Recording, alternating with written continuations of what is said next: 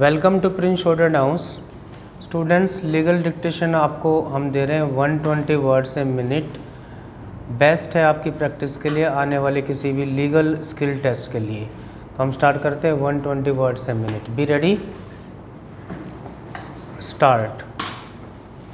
At the hearing held today, 4 submissions have been urged by learned counsel for the appellant. Full stop.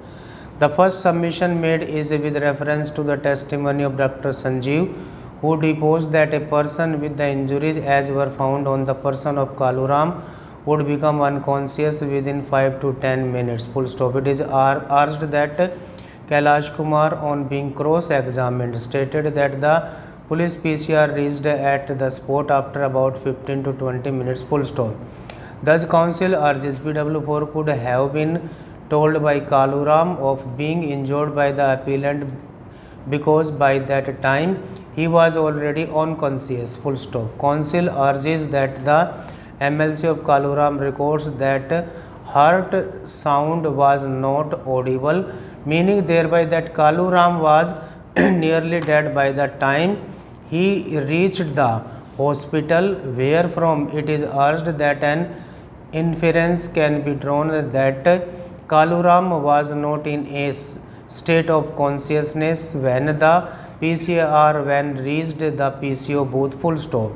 The second submission made is that Kailash, the star witness of the prosecution, has made improvements upon his previous statement. Full stop. Learned counsel drew our attention to the 8 statements made by PW10 in his examination in chief, which were not a part of his previous statement. Full stop. Thus, counsel urges that PW10 is not a trustworthy witness. Full stop. The third submission made is that there was no reason to disbelieve DW1, who proved through the medium of the wedding card that indeed there was a wedding in the family in the village on 19th April 2000 and that the appellant was in a village to attend the wedding. Full stop. Counsel urges that taking photographs on marriage is not a custom in villages, and merely because no photographs of the marriage were produced does not mean that no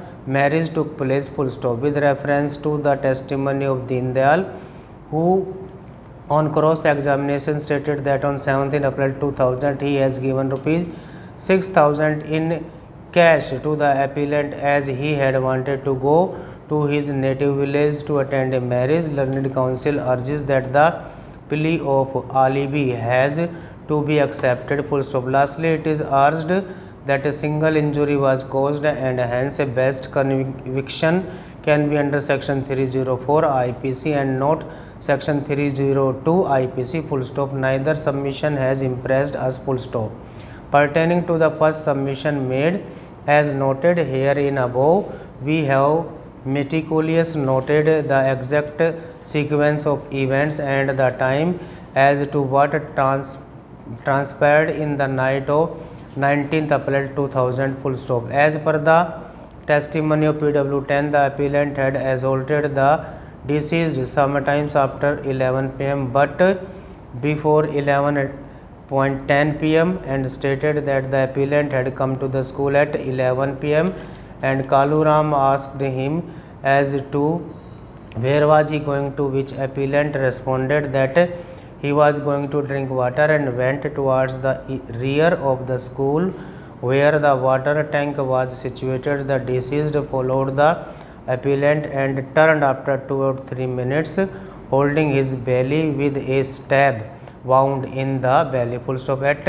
11:15 pm DD entry number 21 a stands recorded. Full stop. By the same time, PW4 received a message in the PCR van to rush to the spot. Full stop. Then, in an injured condition, the deceased was removed to the hospital and reached the hospital at 11:45 pm.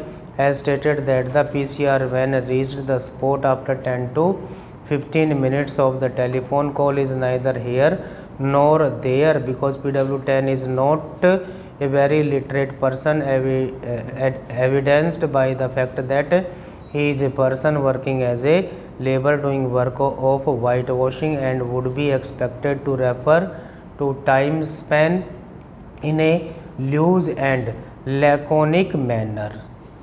Stop. Thank you, students.